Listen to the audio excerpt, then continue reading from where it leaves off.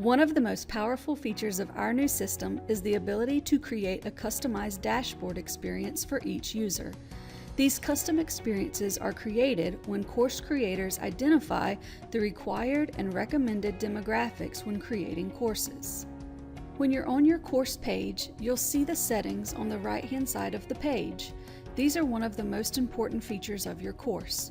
Your selections will identify who will and will not see your course on their dashboard and if your course shows up in specific searches. To set the availability, select Set Locations. If you're at a school, you'll select Campus in the drop-down. Leave the state as Guilford County Schools.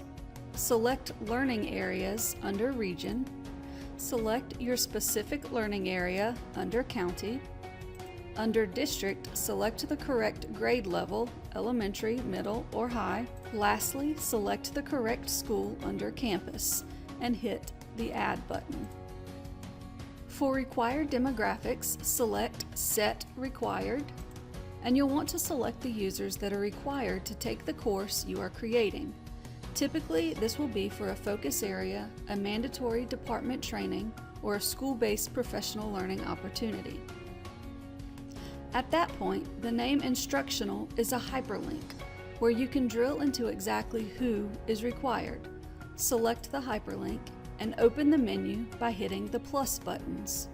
Once you've selected the users, hit Save and Done. To set recommended demographics, select Set Recommended to determine the users that can take the course but are not required to. Set restricted settings to only those you want to be able to see the course in course searches. To select course tags, hit Manage Course Tags and choose the subject and a focus area if appropriate. Then save. Lastly, select the competencies that your course aligns with and select Done. At this point, all of your settings have been created and will show up in searches accordingly, as well as generating a custom dashboard for those that you've selected.